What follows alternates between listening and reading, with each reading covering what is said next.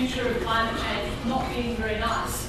And I wanted to close the book, but luckily I turned to the second page and it got a little bit better. But what it made me think about is the fact that I'm a bit of an optimist. And so what I'm going to talk to you about today is, as Gustavo has framed up very nicely, the opportunity that exists with green building. And I think what's important to also remember, from my perspective, is that the fastest way to make change, because we're also driven by money, is by spending money correctly.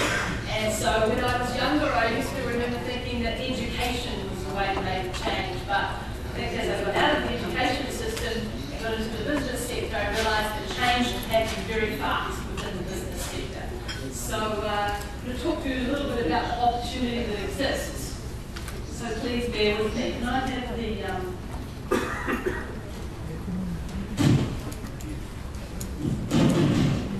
Thank you. So let's just reflect for a minute on the past.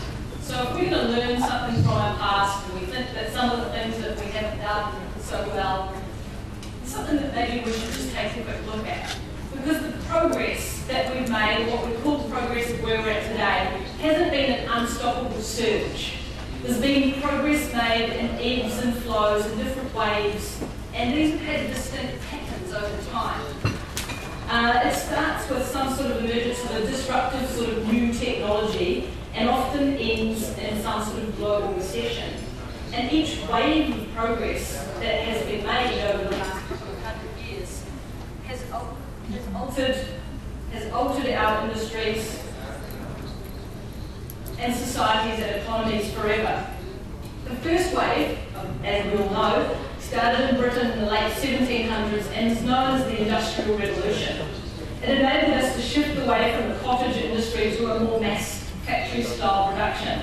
Since then, we've seen the age of railways, the era of electricity, the motor car emerged, and the oil-based economy took off, bringing us quickly forward to the 1970s when we saw the information and communication technology wave with the emergence of the silicon chip.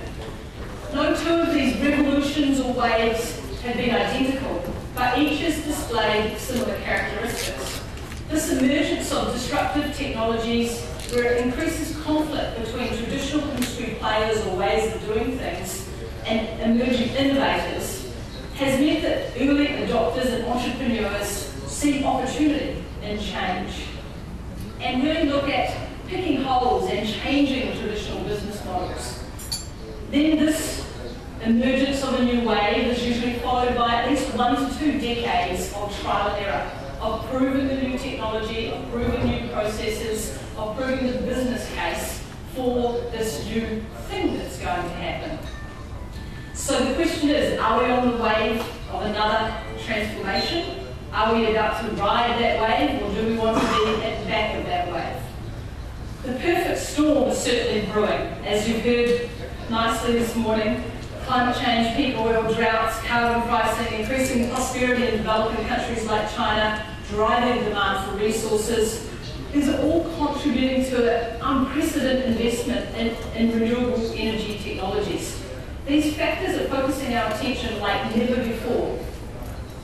We've already seen the development of smart grids, solar panels, wind turbines, tidal power systems, energy efficient solutions, and I know many of you are providers of a lot of those systems here.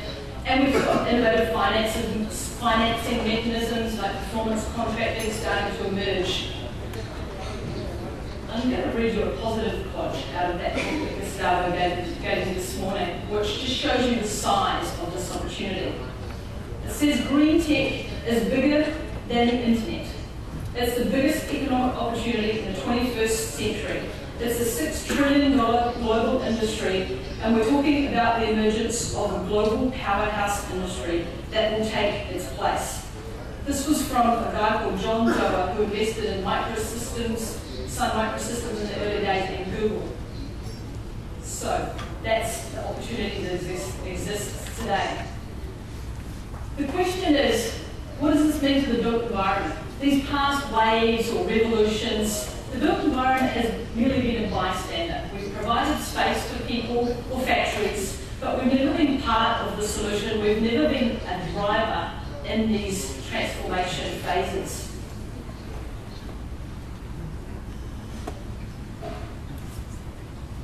Today we have the opportunity to play a role as one of the important pillars in the next revolution, which is the energy revolution. So let's take a look at how the market dynamics are occurring so that we can be part of creating this momentum and actually surf the wave. I met a guy about 6 years ago called David Gottfried. He founded the US Green Building Council and then the World Green Building Council about 15 years ago. He was a developer. I think at the time he was probably spending daddy's money. But he decided that he wanted to unpick and unpack, pull apart the jigsaw piece of how we develop. And he went to many of his friends and he said, I want to do it better. I don't like all the waste. I think we can do it. So that's a man. I think we can build more efficiently. I think we can have better systems in place. And he went to the industry and he realised that it wasn't just about him wanting to do this. And what he needed was he needed everybody. If you see the value chain, if you want to call it the value chain is how I refer to it. There's all the sequence of events that need to happen to build this. So we've got people that dig things out of the ground. We've got people that turn them into products. We've got people that distribute them. We've got people that design them. Then we've got architects and engineers who put those together into a system that we call a building. We've got lawyers. We've got quantity surveyors. We've got project managers, banks, investors, developers, and the list goes on. And so when David decided he wanted to build differently, he needed all of these people in the value chain to come with him because he couldn't do it alone. So it was at that point that he decided that forming some sort of platform or forum for people to come together was the only way forward. And he realised that it actually was going to require a whole shift in the market for him to be able to just build one or two buildings. So this is kind of what he came up against. And I've heard it termed the cycle of blame. Early on in a marketplace where there's not much green building, this is the kind of thing that people say. People say, I'd like to occupy green building, but there aren't any green buildings. The design community tends to say, we can build it, or we can design it, but no one's asking for it. Developers say, we would, but the investors aren't investing in them. And the investors say, there's no demand. And so this is this sort of cycle of blame that needs to be broken for the transformation to actually occur. And this is the point that it starts. We're a supply industry. We will meet any demand. We can change fast if there's demand. And Gustavo talked about how corporates now are demanding.